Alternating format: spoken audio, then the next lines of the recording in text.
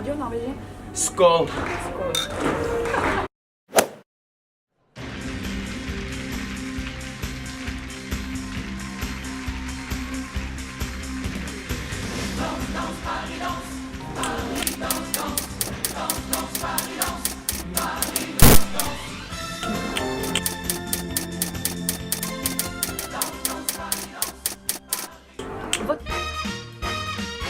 Mon professeur de danse était passionné de cabaret. Il m'a très tôt emmené voir les spectacles des grands cabarets parisiens, et notamment le Moulin Rouge. Et du coup, dès que j'ai eu l'occasion de passer une audition, j'ai pas hésité une seconde.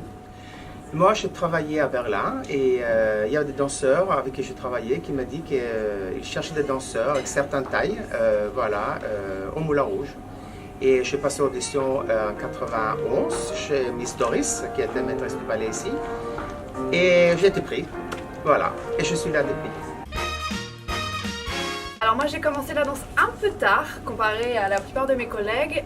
J'ai fait une école de commerce avant d'intégrer le Moulin Rouge. J'ai commencé avec l'académie de danse, après j'ai travaillé un peu à l'Opéra Norvège, j'étais freelance, j'ai fait un peu de claquettes, un peu de jazz, un peu de contemporain, un peu de classique et maintenant un peu de cabaret. Pour être une bonne danseuse au moulin, je pense d'abord faut être une bonne danseuse, tout court. Je vois qu'il faut faire 1m75 minimum par exemple. Donc, pour les filles. Pour les filles et 1m85 pour les garçons. Moi je dirais le costume du final, le costume rose qui s'allume dans le noir.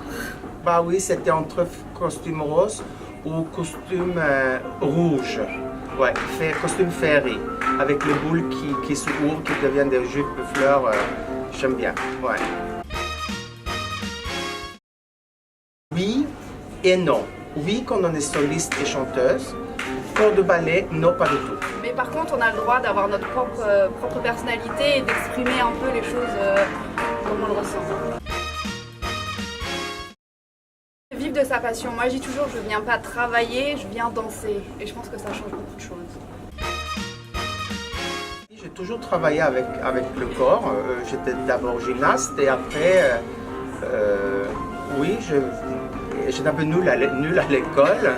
Mathématiques, ça n'a jamais été ma force. Voilà, nul à l'école. Je dirais 23. Oh, 23. 23? Oui, parce que les jeunes... Je suis vieille alors. J'ai rien dit.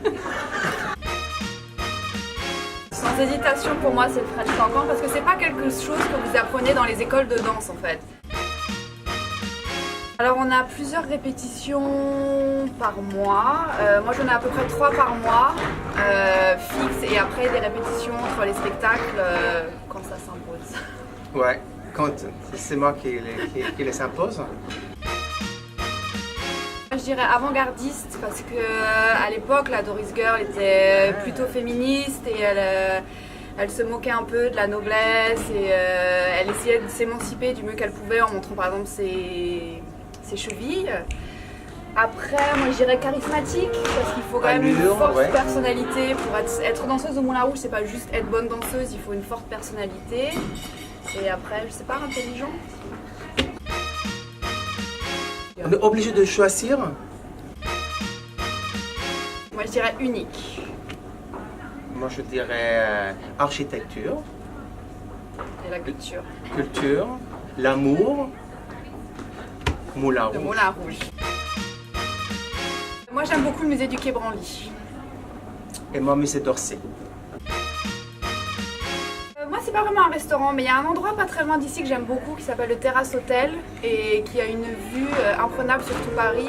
Café Marley, qui est un restaurant à Louvre. Sinon, il y a un restaurant à Pigalle qui vient d'ouvrir, Bouillon de Pigalle, qui est génial. Ouais. Chic et pas cher. Culturel. Élégant.